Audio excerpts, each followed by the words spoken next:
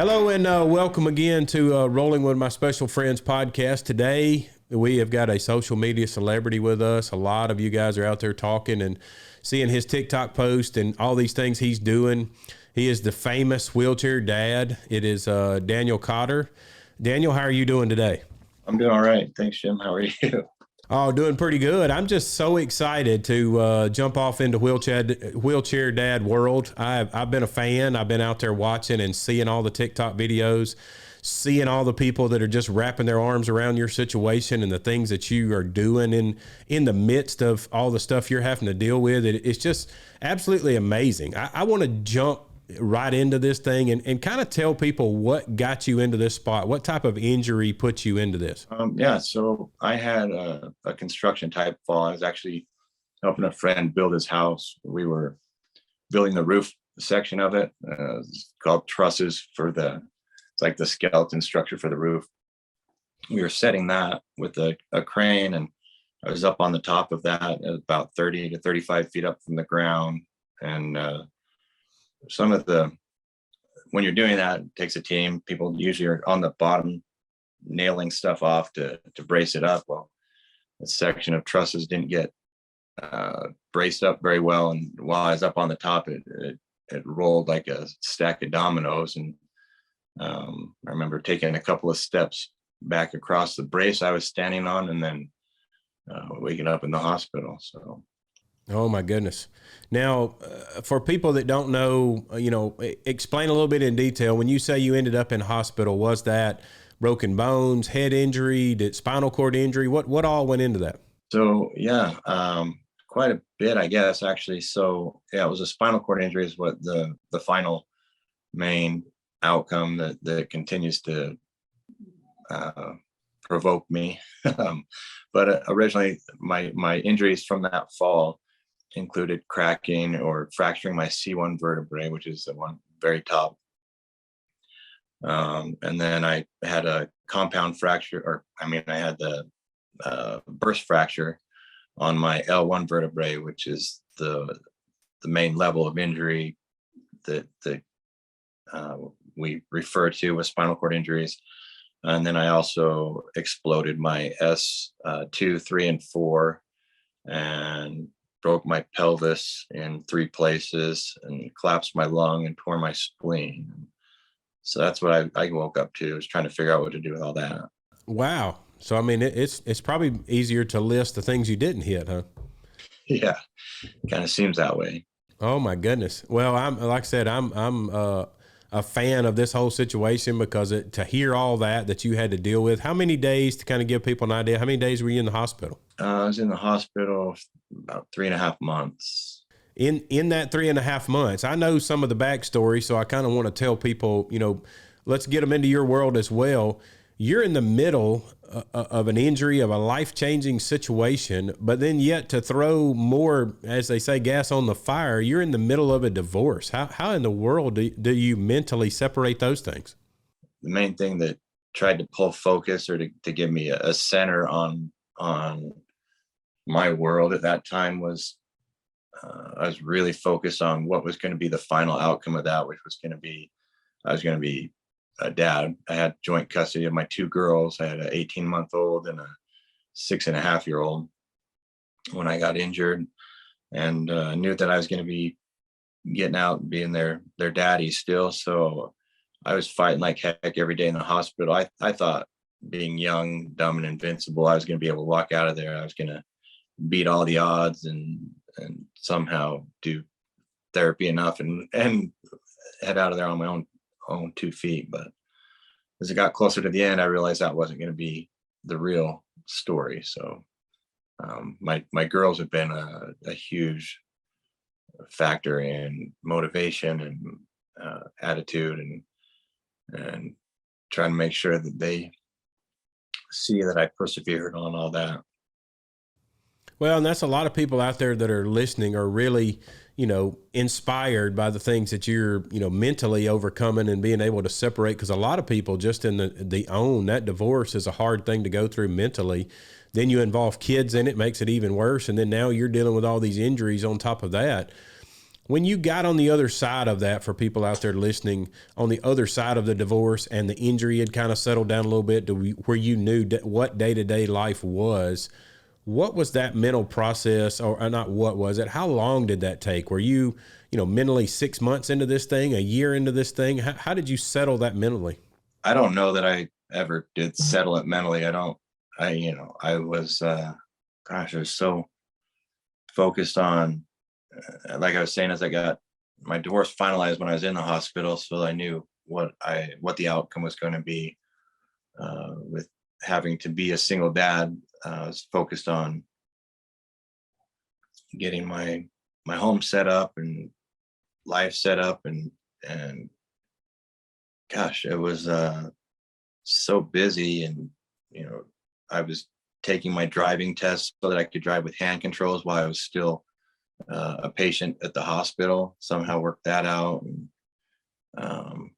yeah, that's a whole nother story too. It's still loaded on pain meds while they let me go do that driving test. It was kind of crazy, but no, it was so much going on. I don't know that, gosh, have I even really wrapped my head around it? It's so busy. I went to therapy 5 days a week, several hours every day. When I had my girls on my days, I would take them with me to my therapy appointments so that they could also learn and see and adapt and figure out what daddy was up to. And that was a really good thing that helped out. But gosh, then I met my soon to be next wife in the midst of that. And man, things have just been so busy. And I don't know that there's really a point to call that I've wrapped my head around it all. It just keeps on changing, and just going with the flow, and just knowing that these little eyeballs are watching me, and just do the best to put on a good game face and carry on. Well, it sounds like to me, though, that what you just said, those little eyeballs, those little ones are probably what helped bridge the gap between the injury and into new life. Now that you've brought that up, kind of tell me what that was like. Like you said, you loaded them up and took them to therapy with you. Is that something you were able to do on your own? Did you have assistance from, a girlfriend, a wife, or, to tell people that may be going through the same situation? How did you overcome all of that? After my injury, when I got out, gosh, I had a really good friend that was helping me get to my therapy appointments originally. And just, I was so weak, like in my life, as I look back, like I was physically at my strongest. I was like in my physique, and I used to love to go to the gym, and I was really strong and just built. And man, I was so weak when I got out of the hospital. I like couldn't transfer. I couldn't get from my wheelchair into the car. And anyways, without a slidey board, and I was able to eventually finally get up from all that. But I had a friend that was helping me in the beginning, and then man, I was trying to clip all those extra wings and make sure I could do the things I was doing on my own. So I got to where I was loading them up and doing it all myself. But man, when I got out of the hospital, my new ex-wife then dropped the girls off to me. It was just kind of like curbside, dropped them off. She was ready for a break because she'd had them solid for the last 3.5 months, and she was looking for a break from all that. And man, those girls came in, and again, my daughter was 18 months old and a little older now, almost 2, but I couldn't pick her up from the ground. I tried to pick her up, and I had to figure out a way to get her up onto my lap and over onto the bed so I could change her diapers. I mean, it was crazy trying to get the strength to do all that. So I got to where I could do it, and man, I just load them up. I had a girlfriend that would kind of show up every once in a while, and was there for some of it, but the majority of it I do on my own. Um, So you are telling viewers out there, then it is possible to do it on your own. It just kind of takes some building up time. Absolutely. Yeah, absolutely. Because we always want to encourage people that the ability is there. You just got to kind of dig in a little deeper and be able to pull it out of. You can do more things than you think you can do. Oh, definitely. Yeah, you can own this injury or it can own you. I've seen it go both ways with people.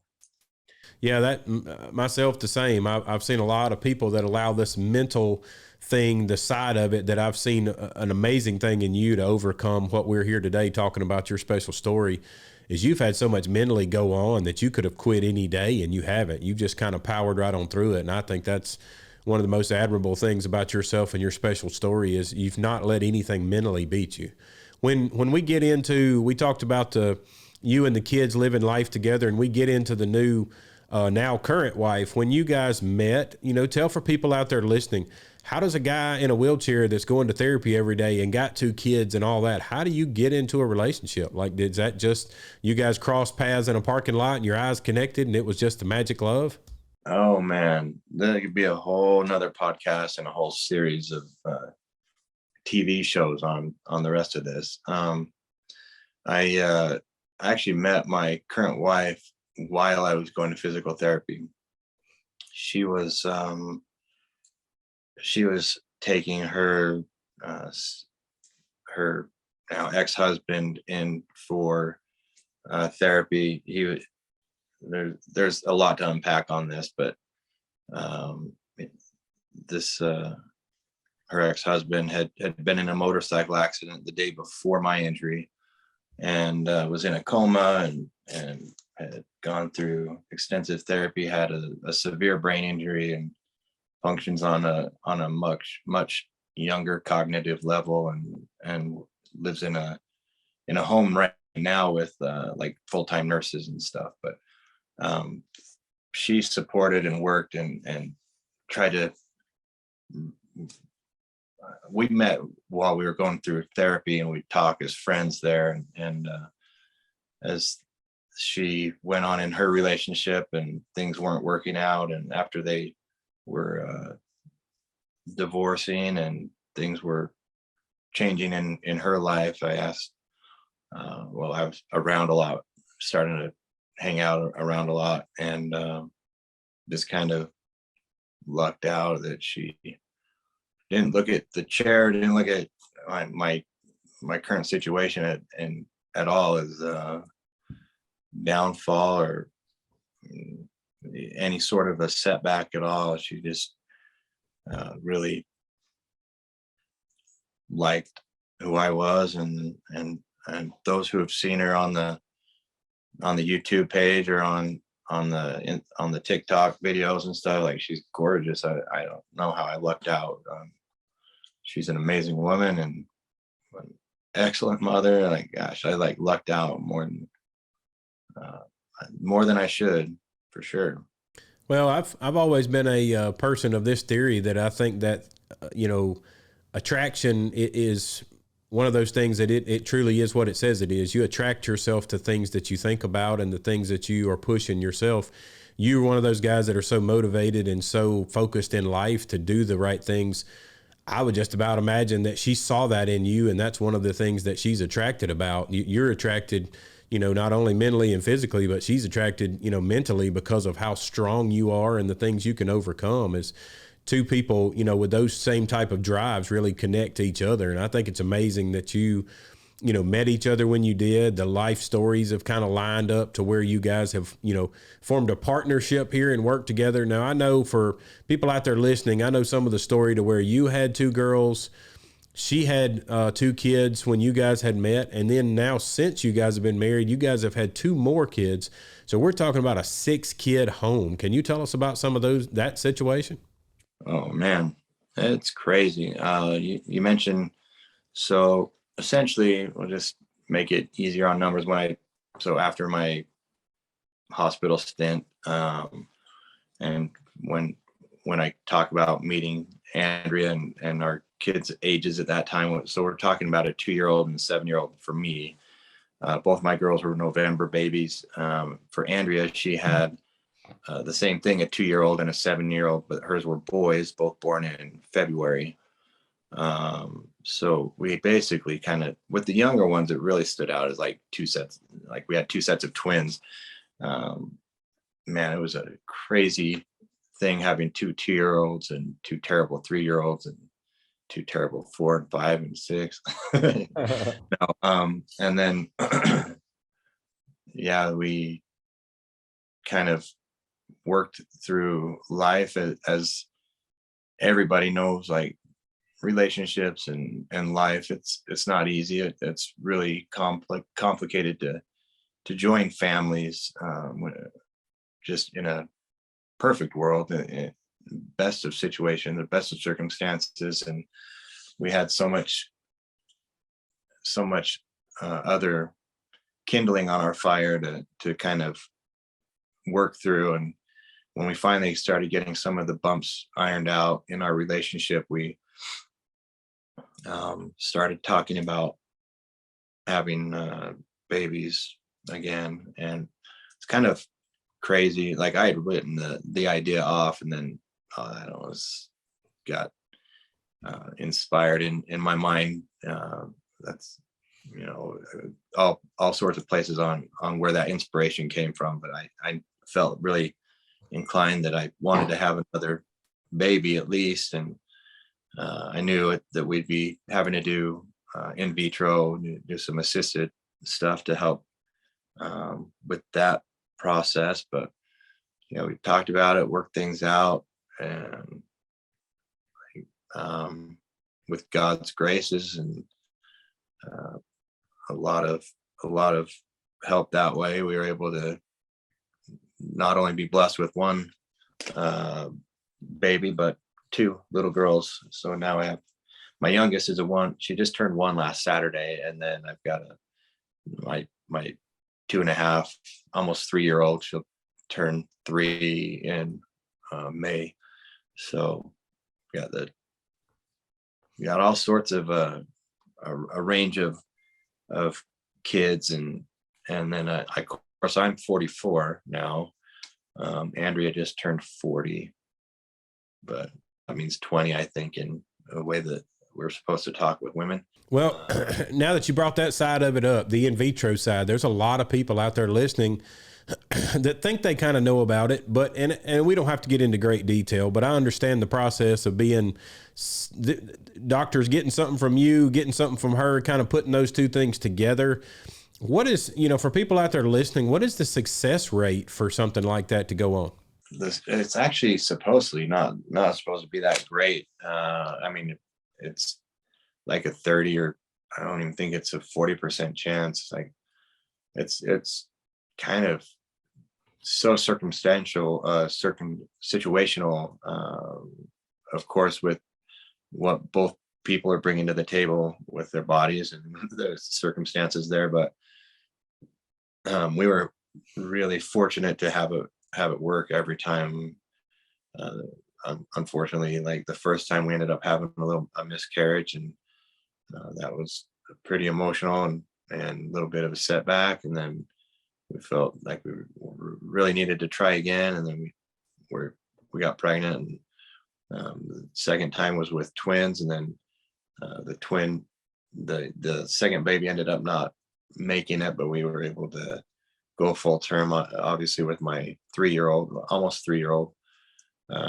So that was with her. And then I don't know, after we got her down here and in our lives, and got thinking that we had that under control, we decided we were going to try again and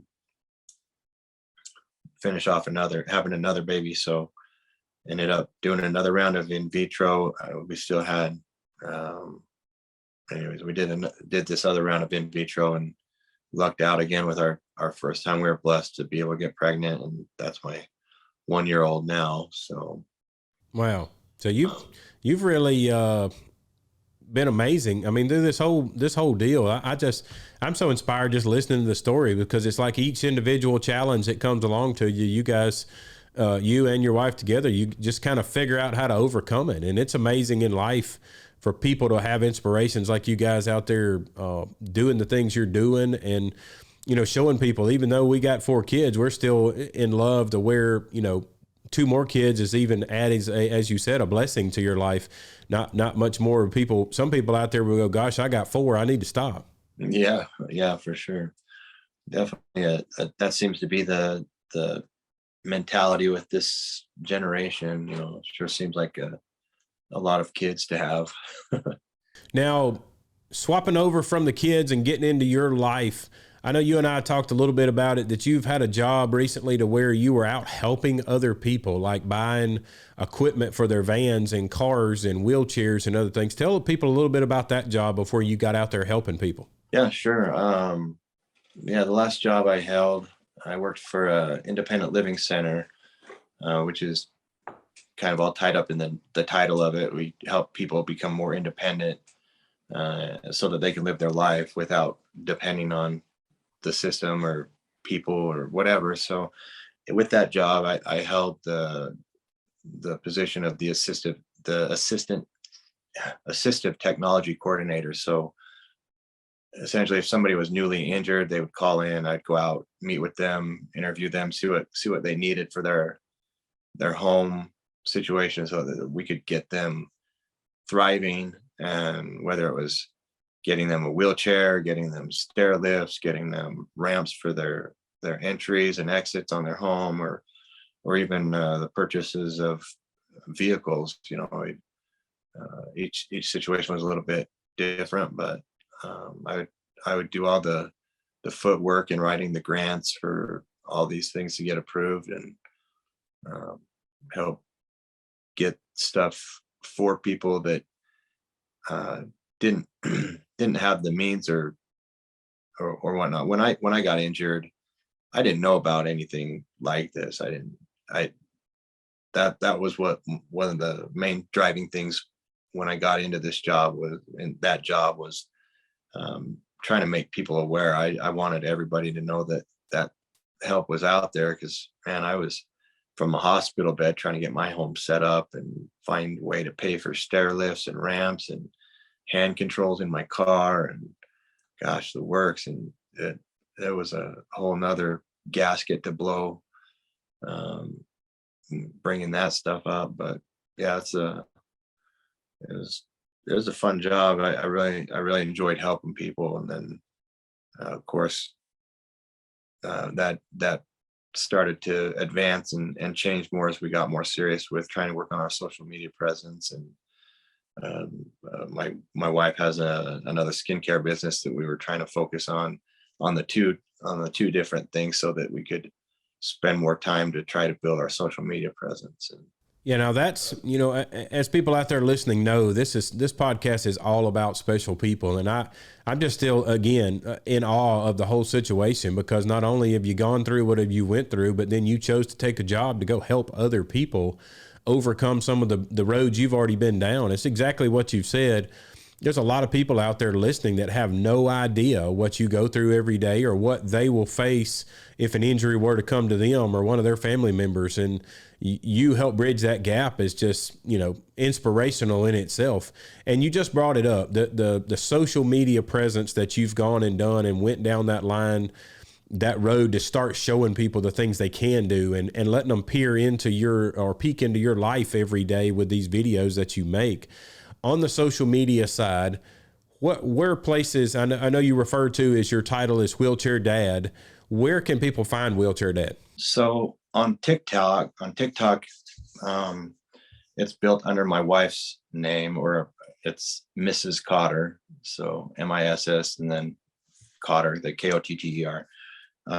That was our main source of getting this out there. But first, that was like I was blown away with how that started to take off. And Andrea was also pushing our YouTube, the Wheelchair Dad page. And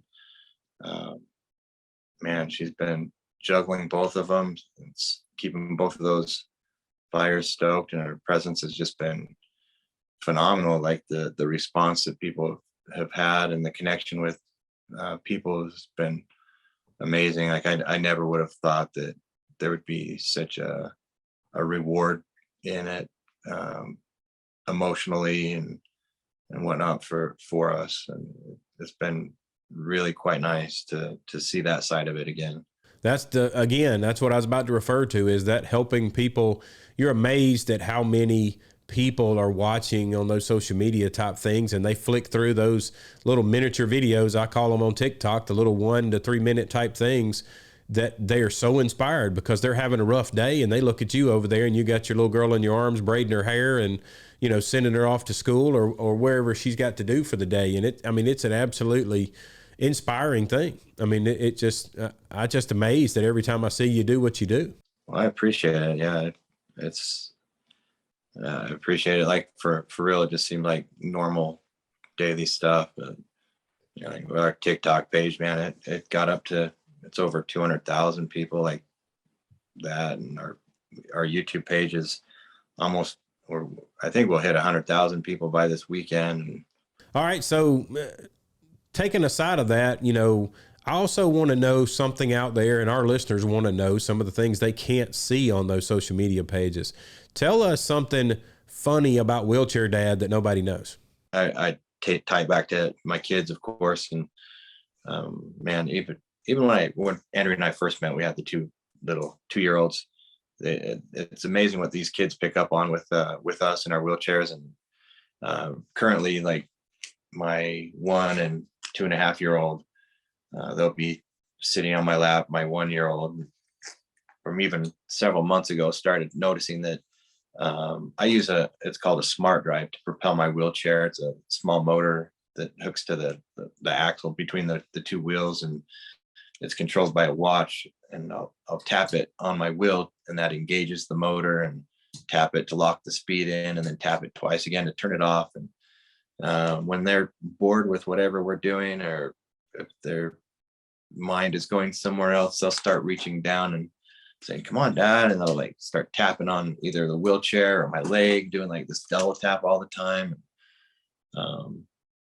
Man, it's funny at how little they are and what they start picking up on. But yeah, even yesterday I had my 1-year-old sitting in my chair just on her own, and she's over there trying to take off and make it go. But That's what I was about to ask, is you probably don't want them having control of that watch, do you? no, I've given them, I've the older ones I've let try with the watch. I've like in an open gym area just so they could sit and check it out. It's kind of for them. I'm sure it's fun. I mean, it goes pretty quick for what it is. But yeah, I wanted them to be able to have a shot at it and know what it was like. So they've had a try at it. On the social media side again, so that we make sure we cover everything, tell us all the different places. That's TikTok. Is there Facebook? So we do have Facebook. There's a link through all of these, but yeah, there is a Facebook page. It's more of the business, the skincare business that we have. It's Belpo. And it's kind of a weird spelling, but so the Facebook page is, you'll see Belpo. It's BELPEAU. But we also have Instagram page that links on there. And to be honest, I'm not quite sure which link she has on there. So if you go to the YouTube or you're on TikTok, just put through the links and it'll get you to each different one. But each one of them has a little bit of a different story, or shows a different side of that story, or whatever the time allotment is that's different. So it's kind of cool to. So the quickest way for somebody to get to you then, if they want to see Wheelchair Dad in action, is TikTok and YouTube? For sure. Yeah. Okay. And are you also available if somebody reaches out, in the YouTube and leaves comments, or are you one of these guys that are willing to answer them back? You know what? We go through and we read and try to read every comment. In the beginning, like, it was easy. Like, you just read through comments and it just end up in a ball of ugly crying. I mean, it's so crazy how touched people feel, and like it in return, it's rewarding back to me and to Andrea, and just blown away. But we read through all the comments and answer things back, and there's a couple of different things on that. So in addition to my spinal cord injury, I think I tipped off to a little bit. I have another condition. It's really painful. It's a rare chronic disorder. It's called adhesive arachnoiditis, and it's a rare pain condition. It's caused by scarring in the spinal cord or of the spinal cord, and a lot of people don't get diagnosed, or it's on the rare disorder and disease list because people aren't trained to identify it, and it's not thought of. And um, it's been crazy how many people will see. My wife Andrea did a video of one of my pain episodes, or a couple of times I think, and to see that it's not just normal. People with spinal cord injuries, there's a tag that we have to having nerve pain, and then like there's the nerve pain, and then there's this. Like I could not figure out for the life of me. It was 4 years of going to the doctor's office and getting handed every pill in the world to try to make me go away and tell me that I just wasn't handling the pain. That everybody with a spinal cord injury had that pain, but I was thinking differently because it was just so intense. But we've had, with our page and that presence, people are like, oh my gosh, like, please reach out to me. Please reach out to me. What is this? Like, tell me what, like, after I watched your video, your pain, like I saw, like, that's the pain that I have. Like, I've never been able to get people to take me serious on it. And it's all sorts of different stories. But yeah, we do answer back everybody and try to, I spent several hours on the phone with a gentleman just the other day up in Canada, and just reach out back and forth if you really have something that you want to talk about.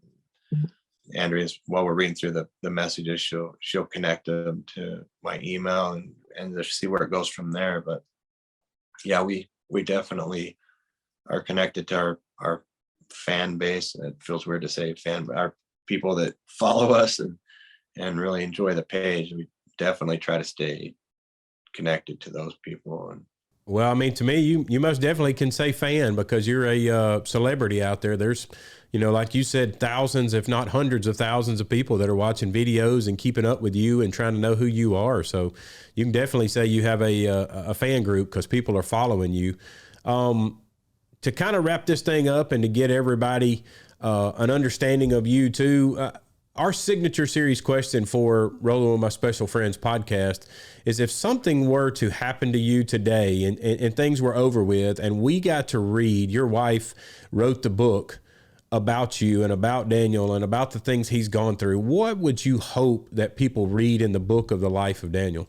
a couple of things, I guess. Probably that that I never gave up, that I kept trying to persevere over this, and wanted to, I guess my main driving factor in all this, if my children were able to take away that Dad never gave up, and I'm not ever going to give up, damn it, like, I'm going to push on and push on, and if that idea can be passed on and that drive can be given to them and to somebody else and to their kids, and hear about Grandpa and whatever, how he never gave up and he did all this other crap. So that would probably be it, that against whatever odds and adversity we've come across, we've been able to be really blessed and guided through it. And I hope they can,